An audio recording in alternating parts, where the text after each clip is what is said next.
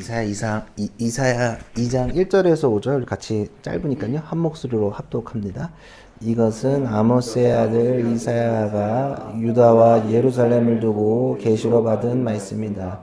마지막 때에 주님의 성전이 서 있는 산이 모든 산 가운데서 으뜸가는 산이 될 것이며 모든 언덕보다 높이 솟을 것이니 모든 민족이 물밑에 그리로 모여들 것이다. 백성들이 오면서 이르기를 자 가자 우리 모두 주님의 산으로 올라가자 야곱의 하나님이 계신 성전으로 어서 올라가자. 주님께서 우리에게 주님의 길을 가르치실 것이니 주님께서 가르치시는 길을 따르자 할 것이다. 율법이 시온에서 나오며 주님의 말씀이 예루살렘에서 나온다. 주님께서 민족들 사이에 분쟁을 판결하시고 무 백성 사이에 갈등을 해결하실 것이니 칼을 쳐서 보습을 만들고 창을 쳐서 낫을 만들 것이며 나라와 나라가 칼을 들고 서로를 치지 않을 것이며 다시는 군사훈련도 하지 않을 것이다. 오늘아 야곱 족속아 주님의 빛 가운데서 걸어가자. 아멘. 이 하나님 말씀입니다. 오늘 산으로라는 제목으로 말씀을 나누겠습니다. 뭐로 가도 서울만 가면 된다는 말을 들어보셨을 것입니다. 간단하게 설명하면 수단과 방법은 어찌 되든지 간에 목적만 이루면 된다라는 말로 씁니다. 여기서 뭐로 간다는 것은 저는 그 뭐가 독에 걸린 뭐 그 뭔 줄 알았는데 모서리 할 때 뭐라고 합니다. 뭐 그래서 뭐로는 비껴서 옆쪽으로 가장자리로 대각선으로 뜻하는 그러니까 중심이 아니라 갓길로 가더라도 서울로만 가면 된다는 그러니까 비껴서 가든 뭐 어떤 길을 가든 서울로만 가면 된다는 방법은 상관없이 결과만 좋으면 서울로만 가면 된다는 말로 쓰인다는 것입니다. 뭐 걸어가든 뭐 기어가든 굴러가든 서울로만 가면 된다는 말을 쓸 때라고 씁니다.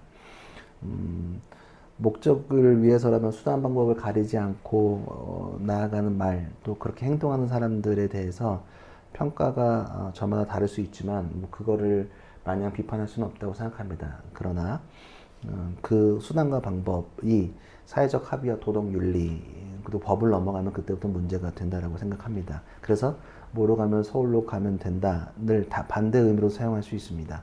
뭐로 가도 서울만 가면 되는 줄 아나 봐라고 끝을 올려버리면 다른 뜻이 되어버립니다. 옳지 않은 목적을 위해 온갖 수단과 방법을 쓰는 경우 이것을 비판하기 위해 또 이 말을 그대로 이야기할 수 있습니다. 그러니까 뭐로 가도 서울로 가면 된다는 게 저는 중의적 의미가 두 가지가 존재한다고 생각합니다. 서울로 가야 하는 이유가 저마다 존재한다고 생각합니다. 흔히 대도시, 수도라고 불리는 곳에 사람들이 모여지기 때문에 그렇습니다. 서울 또는 한양을 생각하면 정도전을 아니 생각할 수 없습니다. 저는 서울 가면 사대문안에 들어갈 때마다 이성계가 생각나지는 않습니다. 정도전이 생각나지. 저는 또 뭐 늘 말하지만 학교가 요 근처에 있어서 좀 그 생각을 계속 하면서 좀 이게 저는 좀 약간 더 있는 것 같아요. 거기서 한 몇십 년을 있다 보니까 그런 게 있습니다. 여튼 우리가 흔히 생각하는 서울 사대문안은 정도전이 설계했던 고려의 본래 수도였던 개성에서 한양으로 옮기게 되면서 여러 가지 멋있는 일들을 했죠. 그래서 정도전이 옮길 때 한반도의 중심에 있는 게 한양이었고 또 지리적, 교통적, 풍수지리적으로도 또 항쟁적이 있고 또 고려와 단절하고 새로운 나라가 섰다는 걸 상징하기 위해서 수도를 한양으로 정했고 그 수도 안에는 유교적 정신, 조선 철학, 유교가 담겨져 있는 인의예지신이 담겨져 있는 형태로 남아져 있습니다.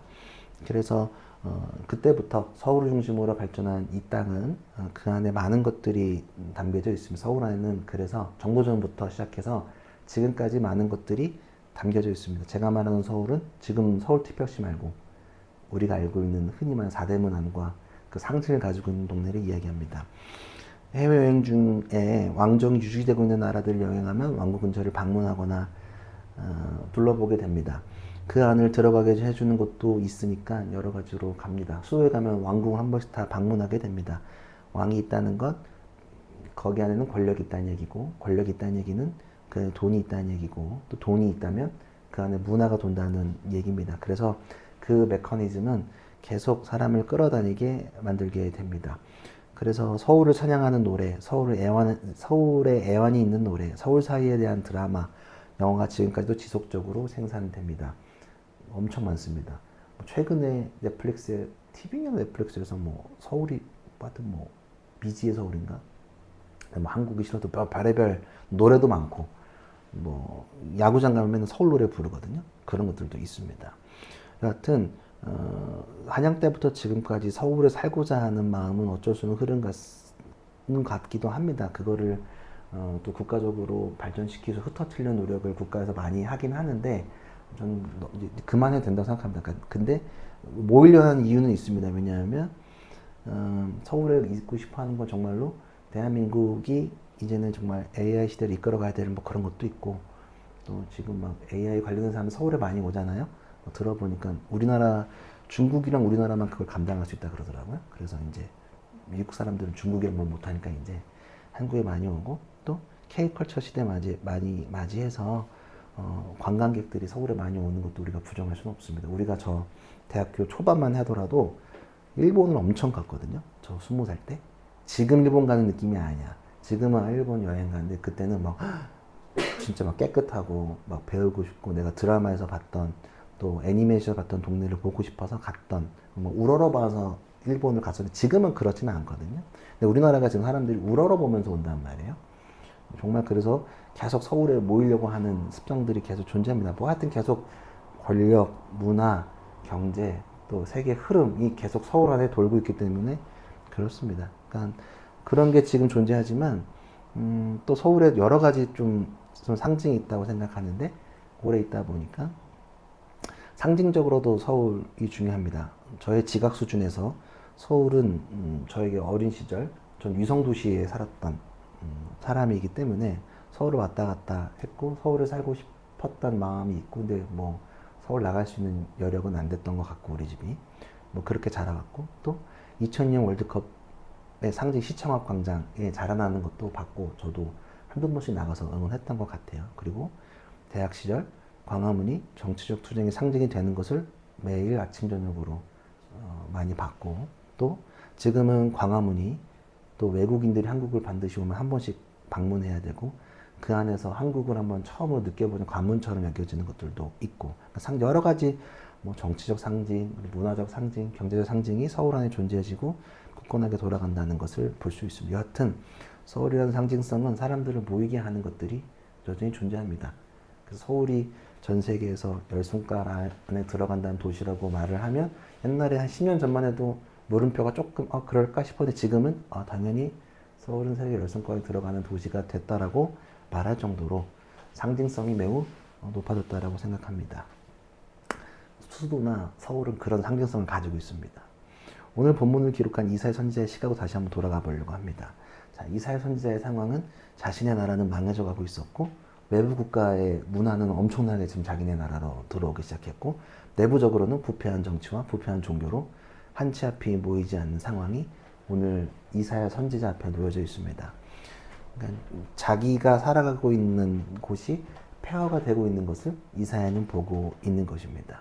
우리가 사랑하는 동네, 우리의 수도 서울이 이래저래 망가져가고 있는 모습을 보게 된다면 우리는 어떠한 감정이 들까? 지금은 서울이 너무 잘 나가고 좋은데 이게 완전히 사람들이 찾지도 않고 외국인이 오지도 않고 어떤 수도로서의 기능도 하지 않고 그것들이 망가져 버리고 있다면 우리는 무엇을 상상할 수 있을까 질문을 던져보면 생각은 안 해봤지만 되게 마음 아프고 힘들 것 같기도 해요. 제가 서울에 살지는 않지만 광화문이 부셔지고 또 그 근처에 있던 역사들이 박살나거나 혹은 저는 그런 경험을 하지 않지만 우리가 광화문 뒤에 조선 총독부가 있었던 그게 건설되는 걸 좀 본 적이 어렸을 때 좀 봤던 기억이 있는 것 같긴 해요. 전 초등학교 1학년 유치원 때 봤던 기억이 갔던 거 사진에 있으니까 기억이 있는데 저는 세워지는 건 못 봤으니까 근데 그 세워지는 선조들의 모습을 봤을 때 마음이 굉장히 어려웠겠다라는 생각을 굉장히 많이 합니다.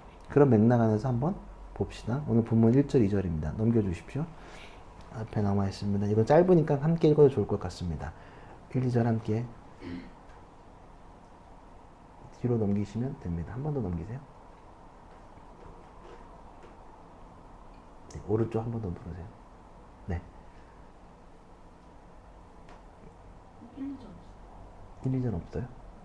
네, 그러면 1, 2절을 핸드폰으로 보십시오. 1, 2절을 함께 보겠습니다. 시작. 이것은 아모스의 아들 이사야가 유다와 예루살렘으로 예시로 받은 말씀입니다. 마지막 때에 주님의 성전이 서 있는 산이 모든 산 가운데서 으뜸나는 산이 될 것이며 모든 언덕보다 높이 솟을 것이니 모든 민족이 물밀듯 그리로 모여들 것이다. 기독교는 계시의 종교입니다. 이거는 뭐 아주 명확하게 계시의 종교입니다. 신이 직접 인간에게 찾아오셔서 자신의 의지와 방향을 인간에게 설명합니다. 그런 거는 기독교밖에 없습니다. 신이 찾아와서 내가 어떻게 할 거고 너네 이렇게 해야 되고 나의 마음을 설명하는 것. 내가 이렇게 청사진을 가질 건데 너네가 안 따라오면 박살난다. 근데 따라오면 내가 너를 아주 이뻐하고 사랑할 거다라고 말하는 건 기독교밖에 없습니다. 그래서 먼저 보여줘서 계시의 종교라고 합니다. 계시를 따라서 가는 게 우리의 신앙입니다. 오늘 이사야가 본 계시의 말입니다. 하나님이 직접 얘기했는데 얘기했다는 걸 부정하지 않습니다. 근데 이사야가 본 계시를 우리가 다시 보는 겁니다. 그러면 시점은 언제냐면 오늘 1, 2절을 보면 시점은 인류 마지막 때입니다. 마지막 때에 하나님이 먼저 알려주셨는데 뭐라고 했냐면 장소는 예루살렘 성전 시온산이라고 부릅니다. 시온, 예루살렘 이거 두 개 같이 부르는 겁니다. 우리가 광화문 하면 서울 생각나고 서울 하면 광화문 생각나는 것처럼 이해되시죠? 뭐 아니면 뭐 경복궁 하면 그 동네 생각나는 것처럼 두 개 같이 쓰이는 건데 예루살렘 성전 시온산 요게 상황이 어떻게 보면 장소는 거기고 상황은 예루살렘 성전에 있는 산, 요 시온산이 세상에서 마지막 때 제일 높아질 것이고 사람들이 물밀듯이 모여든다라고 이야기합니다. 이해되시죠? 마지막 때 예루살렘 요 산 있는 언저리가 세상에 좀 제일 높아질 거고 사람들이 물밀듯이 모여든다라고 얘기합니다. 마지막 때라고 얘기합니다. 우리의 신앙은 마지막 때가 있다라고 고백을 합니다. 우리는 무조건 시작과 끝이 있습니다. 우리의 시간은 영원하다라고 고백하지 않습니다. 마지막이 있다라고 믿고 우리는 그 안에서 우리는 사유합니다. 인간은 유한하지 않습니다. 무한하지 않습니다. 유한합니다. 하나님이 무한하시지. 인간의 가능성이 무한하다라고 말하는 건 맞는 말 같기도 하지만 물론 틀린 말이기도 합니다. 하나님 안에서는 무한할 수 있습니다. 그러나 하나님이 없다면 인간은 늘 유한한 상태로 있습니다. 성경 안에서 맥락이 계속 있습니다. 성경에서 계속 말하는 거 뭐냐면 끝이 있다. 끝이 있으면 계속 지속적으로 말하는데 근데 그때가 언제인지 성경에서는 계시로 보여준 적이 없습니다. 그때만 얘기합니다. 언제인지는 얘기 안 하고 마지막 때가 있다는데 근데 마지막 때가 온다면 정황이 존재합니다. 마지막 때 하면은 이렇게 될 것이다. 그래서 그 정황을 가지고 이단 사이비들이 계속 장난을 치는 겁니다. 그때는 우리가 정확히 알 수 없습니다. 언제 온다? 어떻게 알아? 모르지 뭐. 절대 알 수 없다는 사실을 잘 기억하시면 됩니다. 그러니까 마지막 때 지금 이때가 언제인지 모릅니다. 당장 내일일 수도 있습니다. 아니면 오늘 저녁일 수도 있고 아니면 1년 뒤, 3년 뒤일 수도 있지만 언제인지 모르지만 하여튼 마지막 때는 우리한테 존재한다. 신앙 안에서 무조건 존재하는 사실을 잘 기억하시고요. 그리고 마지막 때가 되면 사람들이 예루살렘 시온산으로 몰려든다. 근데 그 사람들이 한국 사람만 모이는 게 아니라 전 세계 각 민족들이 모여진다라고 얘기를 합니다.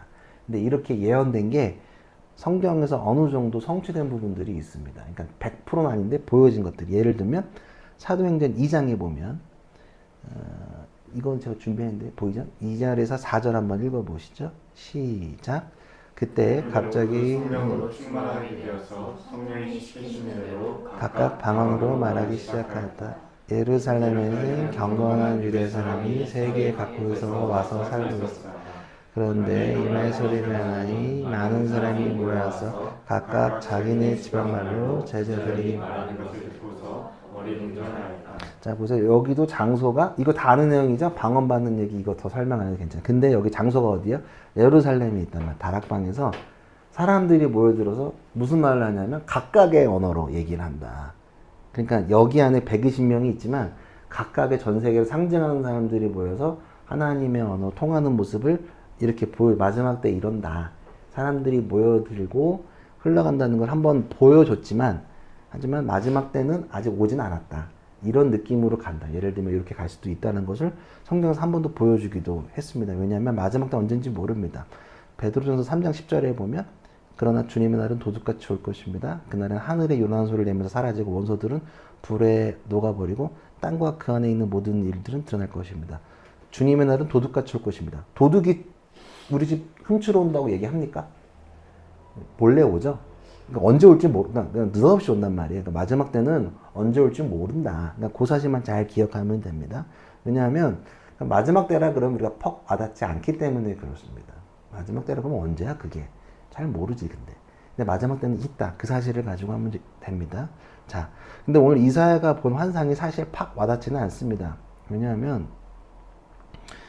뭐 이런 게 있죠. 우리가 다 신도시에서 지금 신도시 경험들이 있으니까 신도시를 살다 보면 도시가 발전해 나가는 것을 볼 수 있습니다.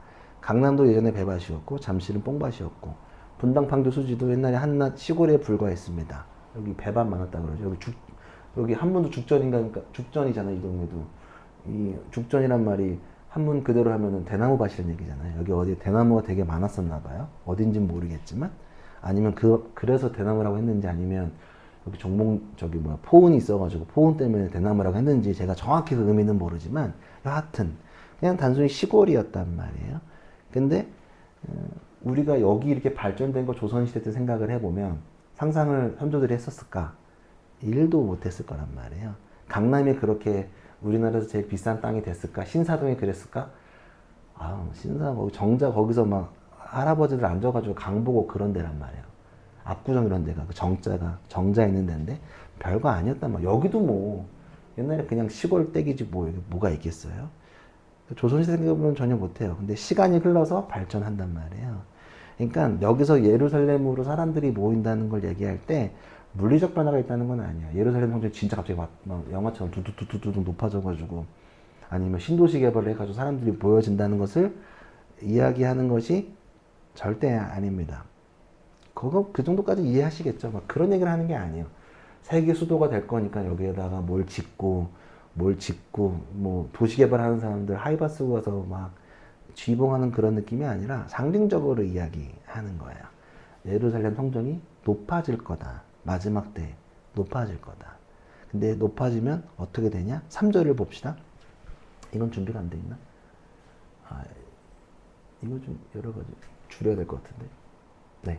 3절을 한번 보시죠. 시작. 백성들이 오면서 이 일을 가자. 우리 모두 주님의 산으로 올라가자.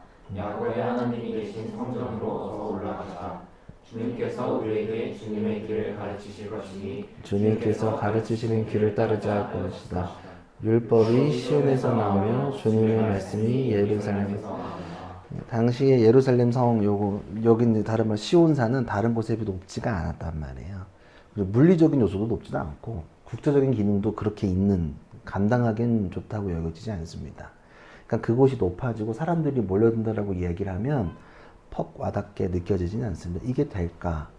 그게 아니라 물리적인 게 아니라 우주적 종말론적 통치와 평화 회복으로서 이야기하는 거니까 그러니까 단순히 지명을 이야기하는 게 아니라 우리가 서울을 생각할 때 단순히 대한민국의 수도로서의 기능만 우리가 인지하는 게 아니라 서울은 지금 우리나라에서 문화적, 민주적, 글로컬, IT의 상징으로 서울이 인식돼야 되고 있다는 사실, 그러니까 상징적으로 작동한단 말이에요. 이해되죠? 서울의 상징성, 그러니까 예루살렘의 상징을 얘기하는 거예요. 그러면 비유적인 표현이요. 시온산은 하나님의 통치가 완성되면 그 산이 높아진다라고 얘기하는 거예요. 하나님의 통치가 높아져야지만 그곳이 높아지고 그 안에 사람들이 몰려들기 시작한다라고 이야기합니다. 시온산이 왜 높아져야 될까? 왜냐하면 그곳에서 율법과 말씀이 나오기 때문에 그것 때문에 높아진다라고 얘기합니다. 이해되시죠? 시온산에서는 다른 게 이어지는 게 아니라 우리가 서울을 가는 이유는 뭐냐면 뭐가 됐든 대한민국 최고 권력이 저기에 있잖아요. 그러니까 그 안에서 모든 게 흘러가잖아요. 마찬가지로 구심점이 돼서 흘러간다. 그 구심점은 뭐냐? 지역이 아니라 하나님의 율법과 말씀이 구심점이 되어서 사람들이 간다. 왜냐하면 상징적으로 이야기를 하면 시온산이 산이 있는데 이게 세계에서 제일 높으면 어디에 제일 높게 맞닿아 있는 거죠? 하늘에 맞닿아 있는 거란 말이에요.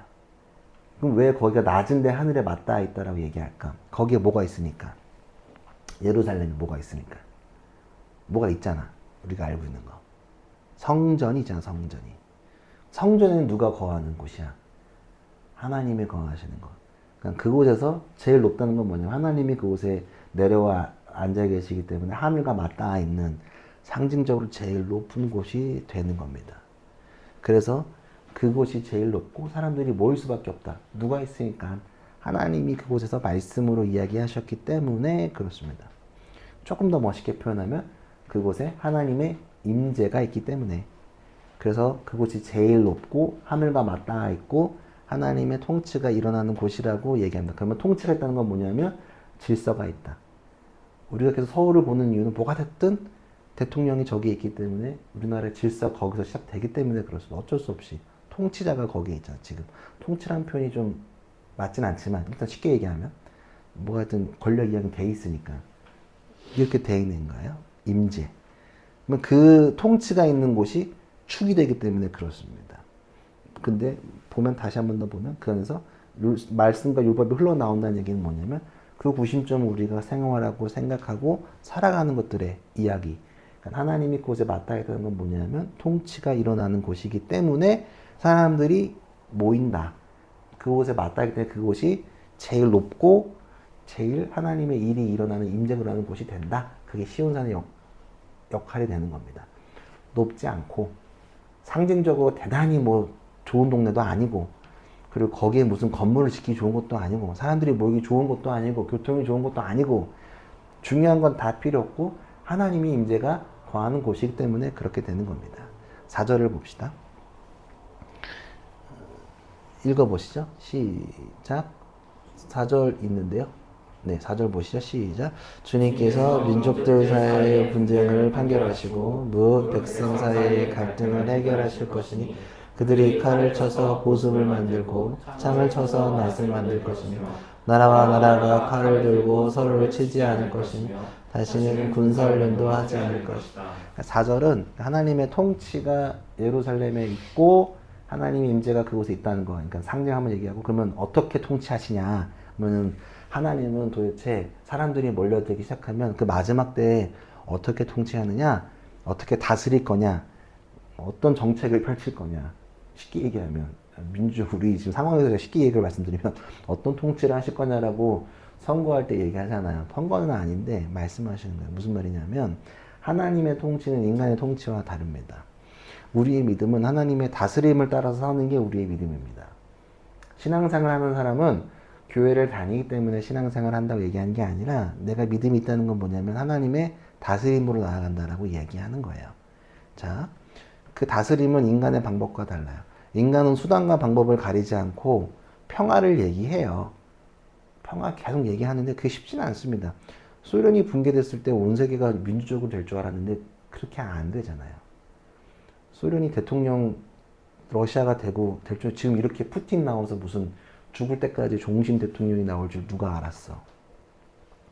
뭐 중국도 그렇고 다 생각보다 또 잘 안 돼요. 뭐 우리나라도 뭐 방향은 맞지만 그렇게 팍팍팍팍팍 가지는 않는단 말이에요. 중동은 예나 지금이나 여전히 싸우고 있어요. 그리고 우리가 본 것 중에서 중동의 상태는 지금 최악의 상황으로 흘러가고 있습니다. 무기를 위협해도 평화가 오지도 않고 회유책을 써도 평화가 오지도 않고 뭐 여전해요. 동아시아의 갈등은 뭐 해결이 될 여지가 없습니다. 한중일은 정말 삼위일체 마냥 서로를 견제하면서 계속 이렇게 갈등으로 가고 있단 말이에요. 근데 하나님의 통치는 인간의 방법으로 될 것 같지 않지만 새로운 이야기를 합니다. 그의 통치와 다스림은 율법으로 하는데 하나님의 다스림은 그 율법 안에서 갈등을 해결합니다. 어떻게 하냐면 인간의 방법이 아니라 평화의 방법으로, 억압으로 평화로 오는 게 아니라 평화의 방법으로 얘기합니다. 하나님의 통치는 억압이 아니라 자유이며 평화를 얘기합니다. 하나님은 하나님의 통치는 너네가 싸우는 거 이제 그만하고 다투는 거 그만하고 그런 거 하지 않고 바꾸신다. 민족과 민족 그리고 사람과 사람 간의 갈등을 무너뜨리신다. 그래서 싸울 때 칼로 싸우잖아요. 철로. 그 철을 녹이셔서 보습을 만든대요. 보습. 손 보습하는 게 아니라 보습은 소 옛날에 보면 소가 쟁기 끌 때 그런 거를 보습이라고 한대. 그러니까 소 쟁기로 바꾼대요. 칼을 녹여서 쟁기로 바꿔. 그것도 철이잖아. 그리고 창을 낫으로 만든대요. 낫은 곡식 뺏길 때. 자, 하나님은 서로 싸우는 무기를 녹여서 함께 먹고 사는 도구로 바꾸신다. 공격하는 것을 말하지 않는다라는 것을 얘기하는 거예요. 기독교의 평화는 누구를 억압하거나 무기로 공격하지 않습니다. 하나님의 평화는, 하나님의 통치는 누구를 짓밟는 통치가 아닙니다. 으르렁거리며 싸웠던 장비를 녹여서 함께 먹을 농기구로 바꾸는 게 하나님의 평화입니다.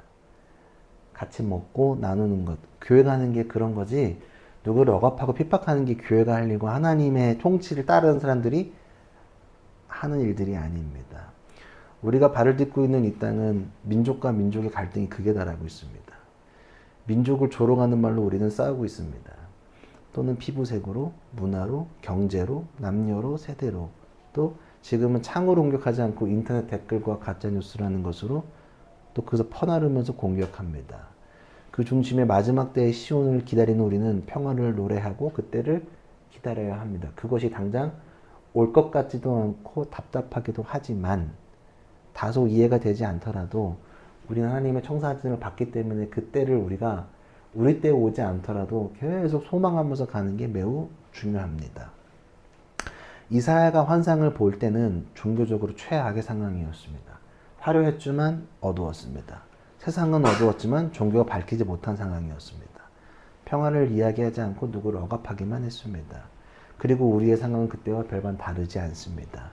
이 땅에 있는 종교들은, 또 이 땅에 있는 종교 넘어서 교회는 서로를 공격하고 자신의 것을 지키기 위해서만 그 힘을 사용합니다. 교회가 힘이 저는 어렸을 때부터 있다고 생각하긴 했는데 요즘 들어 이렇게 있었나 싶을 정도로 그 힘을 느낄 때가 있습니다.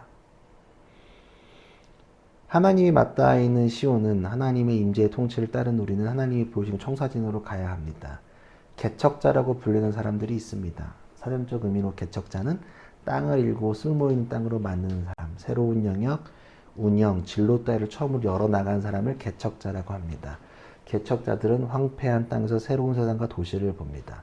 믿음의 사람들은 황폐해진 곳에 절망을 보지 않고 희망과 회복을 봅니다. 예루살렘, 시온은 물리적으로는 작지만 그곳에서 열방을 보게 됩니다. 왜냐하면 황폐해진 곳에서, 박살난 곳에서 하나님의 뜻을 보는 건 뭐냐면 제일 중요한 건 하나님의 임재 여부가 그 예루살렘이 세상의 중심이냐 중심이지 않냐를 얘기합니다. 그러니까 우리 안에 하나님의 임재가 있다면 나의 상황이 황폐하고 어려울지라도 우리가 오는 세상이 더디고 힘들더라도 믿음을 갖고 나아갈 수 있다는 사실을 잘 기억했으면 좋겠습니다. 5절입니다. 함께 읽으시죠. 5절 넘겨보세요. 네, 그냥 넘긴 것 같아요. 상관없습니다. 네, 괜찮습니다. 5절 보기 힘들지 제가 읽어드릴게요. 오너라 야곱 족속아 주님의 빛 가운데서 걸어가자. 이게 마지막 5절. 이게 제일 유명합니다. 오너라 야곱 족속아 주님의 빛 가운데서 걸어가자. 오라 우리가 이렇게 하는 거. 개혁에서 오늘 찬양했던 것처럼 오라 우리가 이 얘기입니다. 빛 가운데로 함께를 걸어가야 합니다. 우리의 신앙은 어둠 속에 갇히지 않고 빛으로 밝힙니다. 희망 없는 자들에게 희망이 되고 생기가 없는 이들에게 생기가 살아나고 갈등이 있는 곳에 회복이 있습니다. 다툼이 있는 곳에 화해가 있습니다. 서두에 말씀드렸던 것처럼 모로 가도 서울로 가면 된다. 그래서 다시 모로를 기억했으면 좋겠습니다. 빗겨서 옆쪽으로 가장자리로 대각선으로 그 모로라고 하는데 때로는 모로 갈 수밖에 없는 사람들도 있습니다. 중심에 있지 못한 사람들, 다양한 이유로 멀어지는 사람들, 때로는 우리가 그 중심에 있는 것 같기도 하지만 우리가 멀리 있을지 가장자리에 있을지도 모르겠습니다. 어떤 식으로도 걷든지 어떤 상황이든지 상관없이 우리는 서울이 아니라 시온으로 함께 걸어갔으면 좋겠습니다. 그 사람이 피부색이 검정이든 옐로우든 화이트든 장애인이든 여자든 남자든 어떤 식으로든 그런 것들을 꿈꿨으면 좋겠습니다. 그래서 하나님의 뜻을 같이 나아갔으면 좋겠다. 모로 가도 시온으로 가야 됩니다. 근데 그 모로가 아무렇게나가 아니라 너 길이 저렇고 뭐 뒤죽박죽이어도 함께 시온으로 가는 게 하나님의 뜻이 아닐까라는 생각을 합니다. 상황과 사람을 가리지 않는 믿음을 고백하는 우리가 됐으면 좋겠습니다. 그것이 하나님 우리에게 걸어가라고 한 길이기 때문에 그것을 고백하며 나아가는 저와 여러분이 되기를 간절히 소망합니다. 시온으로 가며 나아갑시다. 비록 우리가 보이는 것들 상황이 어려울지라도 하나님은 우리가 낮든 크든 상관없이 하나님의 임재 여부가 매우 중요하다는 사실을 여러분도 한 번 더 기억하면서요 함께 시온으로 가기를 간절히 바랍니다. 함께 기도하며 주께 나아갑시다.